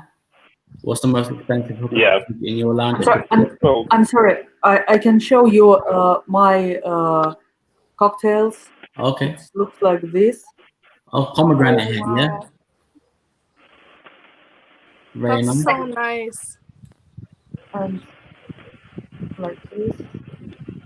This is Wow. one thing I will say about Russia is the creativity, blows me away. Yeah. We don't have anything marshmallow like this. and ice cream. Wow. What? It's tomato. Wow. That's some really funky bases. Cucumber. Yeah. And lime. And it is special tea with blue tea inside. I gotta try that next time when I come to St. Petersburg. Yes. Yeah. Welcome. So thanks for that, Asya. It was great to see. Stan, at Diskette, what's your most expensive package? Well, in some reason, I don't have fruit head hookahs and cocktail hookahs, and the most expensive is like 20 euro Tangiers, and that's it. So. Okay. Thanks for that. I'm just going to go through 2 more questions because I'm conscious on time. Obviously, we had a bit of a technical difficulties halfway through this. So I know we want to go on for longer, but it's just hitting nearly 2 hours now. So I know you guys are busy and have things to do. So I'm going to go to this question. What kind of HMDs do you guys use and why? As you know, UK mostly still use four. Across the board quite a lot. People like Shaf, of course, have been using clouds for a very long time. And in Russia, you're going to be looking at the Cloud Lotus as well. So I think that's quite an easy question to answer for the Russian lounges, unless I'm mistaken. Jig, what heat management systems do you use with devices in Philippines?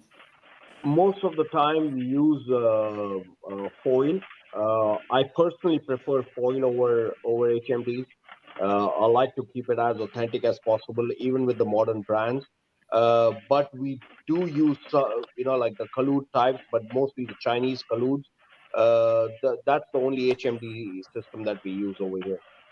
Even across in the Philippines, in all the lounges or the shisha cafes, bars, they basically just keep it traditional and use foil.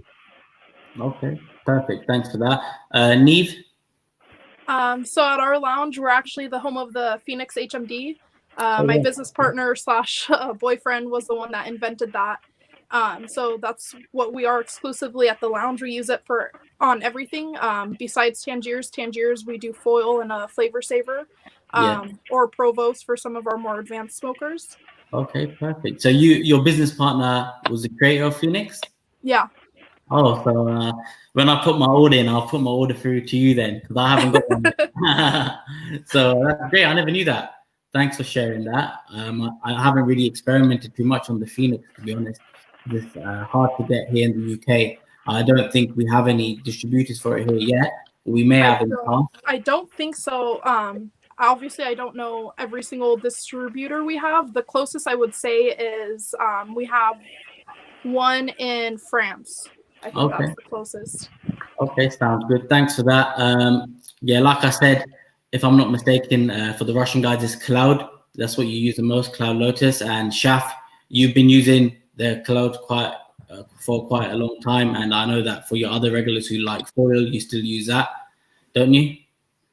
Actually, no. It is purely Cloud, but we don't use the Cloud Lotuses. We actually use the Russian heat keepers. The one thing I found with being outdoors with the Cloud Lotuses was if you have the lid on, the coals would turn black. So I was looking for something that wasn't a matte finish and more of a chrome finish to make sure the coals stayed lit. And so I found the Russian heat keepers. They're just under the price of the Cloud, very similar, but they've got a chrome finish to them, and that allows us to keep the heat in because it reflects the heat back in and keeps the coals lit. So that's what we use. Perfect. Thanks for that insight, Shaf. I'm going to hit us up with the last question, guys. So let's go for quite a good question that we can all answer. I saw a very good one by someone a minute ago. Where's it gone?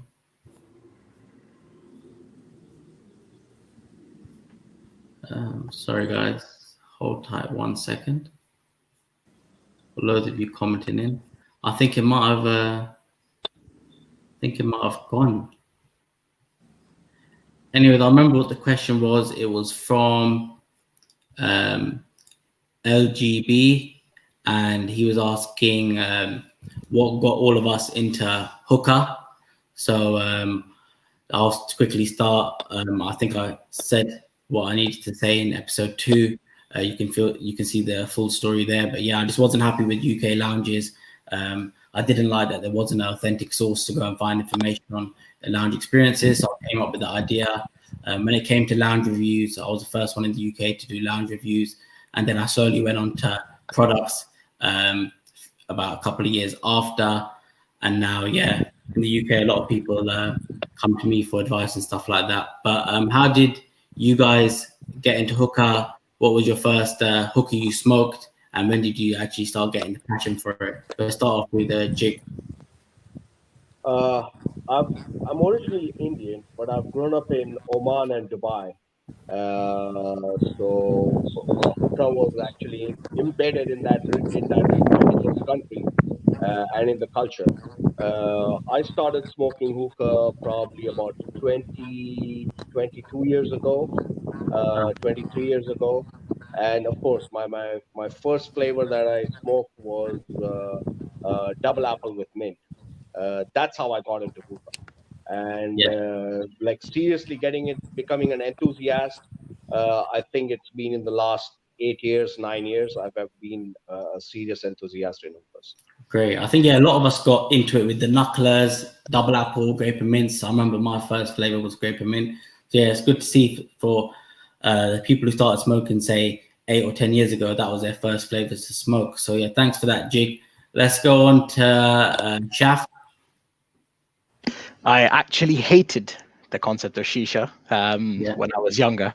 It was something that I just didn't mess with. I just thought it was a waste of time. And then I thought, let me not be ignorant and try something. So unfortunately, as most Londoners do, you'll go to Edgware Road for your first smokes.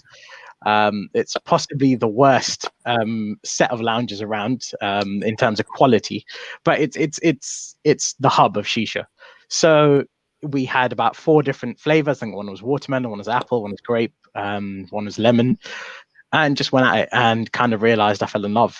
So I went from hating it to absolutely loving it to then owning a lounge. So it was a traditional one. I'm kind of jealous of people who are getting to shisha now because there's such a massive variety. Exactly. Yeah. Quality is so good. Yeah. And they don't have to be subjected to what we were subjected to as we were younger. Yeah. But yeah, that was my beginning. Okay, thanks for that, Shaf. Let's move on to Asya. When did you get into hookah? You obviously are the organizer of the biggest hookah show in the world, so it would be good to hear from you how you got into it. 17 years ago, I lived in Egypt and tried there first time. Then I bring my first hookah at home and try to prepare it at home. And I can't do it because we had a call with Litra, fast fire call. And then I understand how it's to doing. And I'm a marketing specialist, and I worked in office every time, and I have 3 higher education, and every education I was more and more professional marketing specialist. And one day I think I can sell as a marketing specialist all what I want. Why I don't do what I love? Mm-hmm. And in one day I broke all my career, and I'm happy that I'm here, and I opened my first lounge, and then my exhibition. Yeah, no, your exhibition is great. If you guys haven't been to Hookah Club show, we're really lucky that it did go ahead this year. Obviously, just before Corona started properly, so it was good for all of us to go there. It's a brilliant show, one of the best I've been to so far. So yeah, if you are looking for a little holiday next year and hopefully everything's cleared up, make sure you head down to St. Petersburg, Russia for Hookah Club show. Beautiful city as well. And yeah, you meet loads of different types of brands and people there. So yeah, thanks a lot, Asya. Let's move over to Neeve real quick. What was your first hookah and how did you get into it? When you turn 18 out here, it's just kind of traditional to go to hookah lounge because that's all you can really do at that age. You can't go to bars or anything. Oh yeah. So started smoking hookah at the Starbucks lounge in Temecula and smoked there for about 3 years. I was there every day. I grew to love hookah. And for the longest time, I thought hookah was, I thought Starbucks was hookah. I didn't realize there was other brands.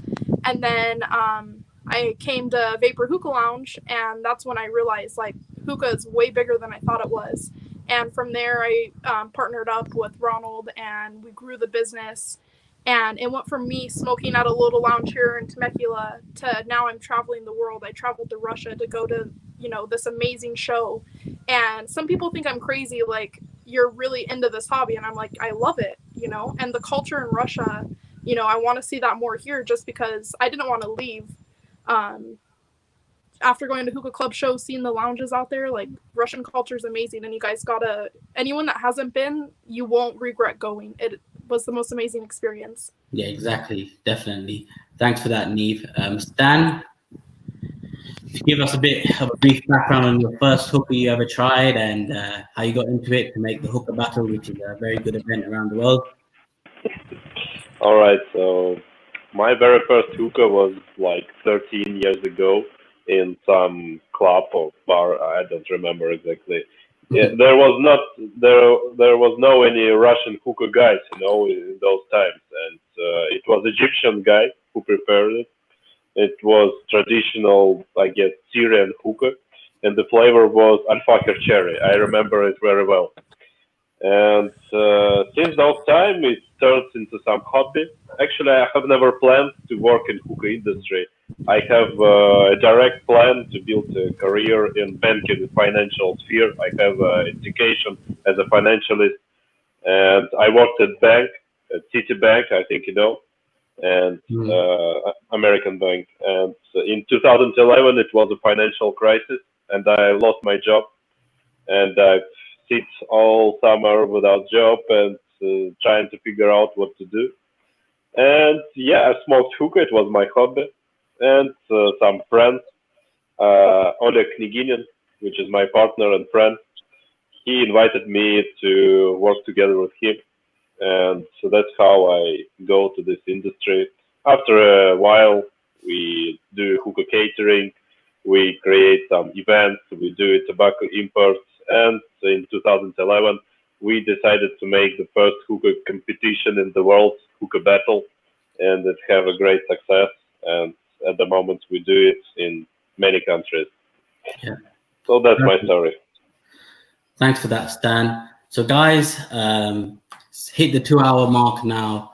Some of our time is quite short due to that technical difficulty, but thanks for staying on and supporting.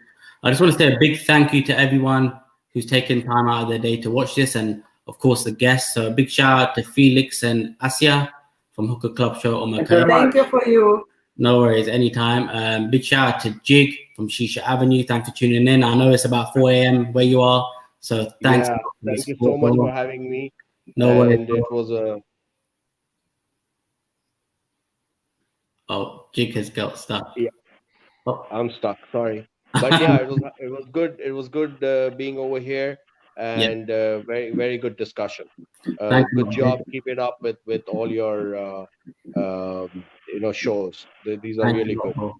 Thanks a lot. I appreciate it. Thank you, Stan.